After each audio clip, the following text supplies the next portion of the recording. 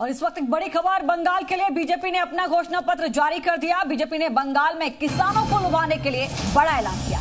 साथ ही मछुआरों को 6,000 सालाना देने का वादा बीजेपी की तरफ से इस घोषणा पत्र में किया गया है। तो संकल्प पत्र कल बीजेपी की तरफ से जारी किया गया, जिसमें हर तबके को साधने की कोशिश की गई है। किसान जो कि एक बड़ा फैक्टर है, साफ तरीके से किसान खेल ना बिगाड़ दे, इसको लेकर बीजेपी ने पहले से ही कह दिया है कि 3 साल से जो पैसा किसानों के खाते में ममता दीदी ने नहीं पहुंचने दिया है, वो बकाया तो पहुंचेगा, लेकिन अब तमाम योजनाओं का फायदा किसानों को मिलेगा।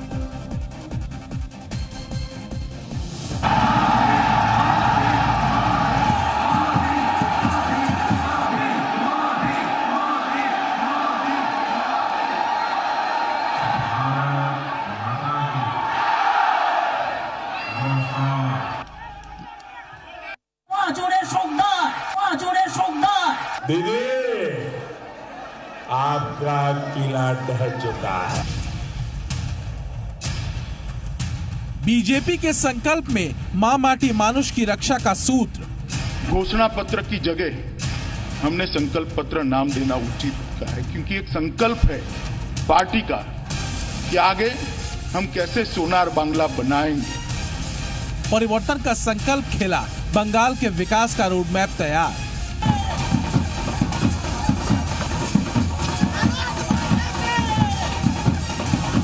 बंगाल के गौरव, संस्कृति, परंपरा की रक्षा का बीजेपी मंत्र।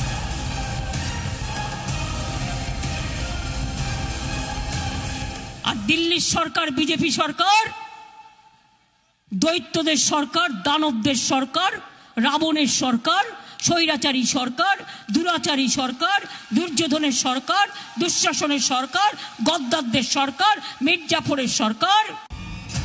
बंगाल की राजनीति में एक सीधी लकीर खींच दी गई है, जैसे बंगाल की सियासत में नफरत की चिंगारी उतार दी गई है, जैसे बंगाल की उम्मीदों पर दीदी का एको हम द्वितीय नास्ति का अहंकार कुंडली मार कर बैठ गया हो जैसे। ठीक है, सियासत अपनी लकीर को लंबी बताने से चलती है। ठीक है कि सियासत अपनी कमीज को दूसरे से ज्यादा उजला बताने से चलती है, लेकिन कुछ तो लिहाज होगा, कुछ तो मर्यादा होगी, कुछ तो अदब होगा देश के प्रधानमंत्री के।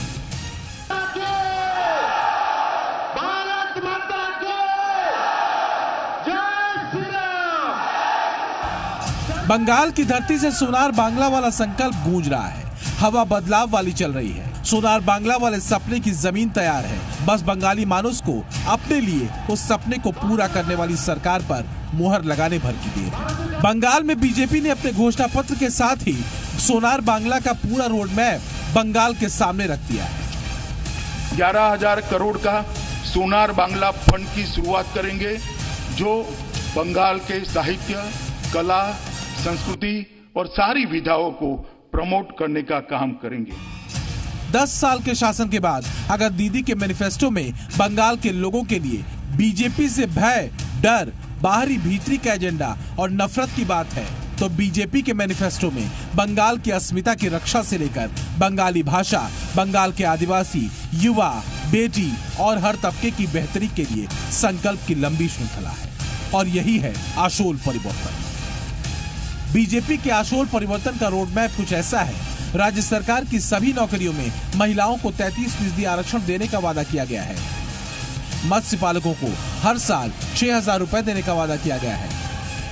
सरकारी ट्रांसपोर्ट में महिलाओं को किराया नहीं देना होगा। इसके साथ ही लड़कियों के लिए केजी से पीजी तक मुफ्त शिक्षा की बात कही गई। हम राज्य सरकार की सभी नौकरियों में महिलाओं को 33% आरक्षण देकर महिलाओं को आगे बढ़ाने का काम। हम पीएम किसान सम्मान निधि योजना को आगे बढ़ाते हुए 75 लाख किसानों को जो 18,000 रुपया 3 साल से ममता दीदी ने नहीं पहुंचाया है, वो एक साथ कोई कट मनी के बगैर सीधा इनके बैंक अकाउंट में ट्रांसफर करने का काम करेंगे। और उसके बाद हर साल भारत सरकार के 6,000 रुपया जो आता है, इसके अंदर राज्य सरकार का 4,000 रुपया जोड़कर 10,000 रुपया किसानों को देने का काम करें। बड़ी खबर आपको बता दें, ममता बनर्जी की आज बांकुड़ा में 3 चुनावी रैलियां हैं। पहली रैली इंडस विधानसभा में दोपहर 12 बजे होगी। दूसरी रैली बारजोरा विधानसभा में दोपहर 1 बजे होगी और तीसरी रैली कतुरपुर विधानसभा में दोपहर 2 बजे होगी। यानी ताबड़तोड़ 3 रैलियां ममता बनर्जी की। इस वक्त की बड़ी खबर आपको बता दें, आज बांकुड़ा में ममता बनर्जी 3 जनसभा को संबोधित करेंगी। कल बांकुड़ा में प्रधानमंत्री नरेंद्र मोदी ने रैली को संबोधित करते हुए ममता सरकार पर कई सवाल दागे थे और आज उनका पलटवार करते हुए दिखेंगी दीदी।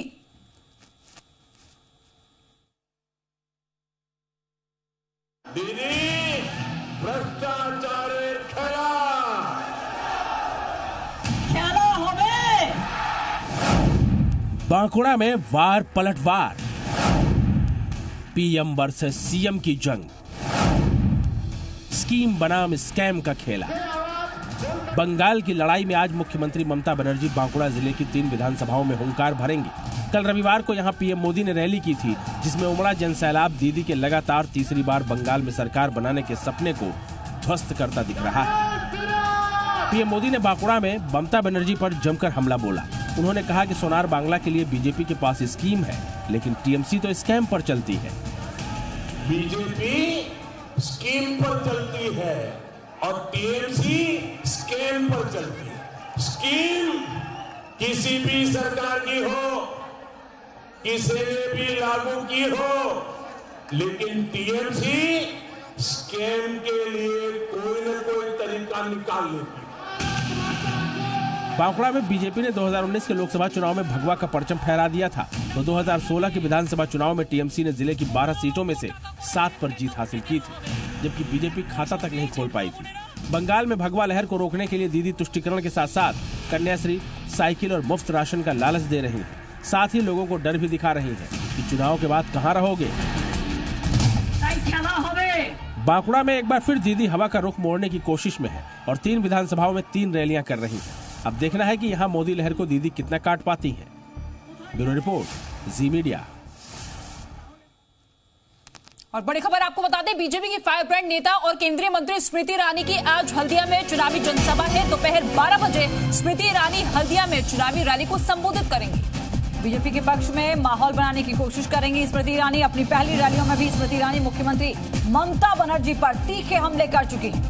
और आज हल्दिया में दोपहर 12 बजे स्मृति ईरानी एक बार फिर से बीजेपी उम्मीदवार के लिए वोट मांगती हुई दिखेंगी।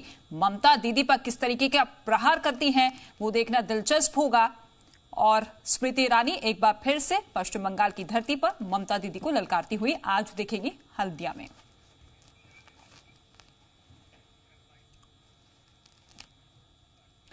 और बीजेपी उम्मीदवार और केंद्रीय राज्य मंत्री बाबुल सुप्रियो आज अपना नामांकन दाखिल करेंगे। बाबुल सुप्रियो इस बार टॉलीगंज विधानसभा सीट से बीजेपी के टिकट पर चुनाव लड़ रहे हैं। पर्चा दाखिल करने से पहले साउथ 24 परगना में हाजरा से अलीपुर तक एक मेगा रोड शो भी करेंगे बाबुल सुप्रियो। यानी कि पर्चा दाखिल करने से पहले एक शक्ति प्रदर्शन होगा। रोड शो के जरिए दिखाने की कोशिश की जाएगी कि देखिए बीजेपी पूरी तैयारी के साथ इस बार चुनावी मैदान में है। तो बाबुल सुप्रियो आज अपना नामांकन दाखिल करेंगे। ये बड़ी खबर इस वक्त आपको बता दें, नामांकन से पहले मेगा रोड शो होगा। 4 तस्वीरें इस वक्त हम आपको दिखा रहे हैं। आज किस तरीके से सियासी हलचल रहेगी पश्चिम बंगाल में वो समझिए। बांकुड़ा में ममता की 3 रैलियां होंगी, हल्दिया में स्मृति ईरानी की रैली होगी, टॉलीगंज से बाबुल सुप्रियो नामांकन दाखिल करेंगे, पूर्वी मिदनापुर में भी गौतम गंभीर की रैली होगी।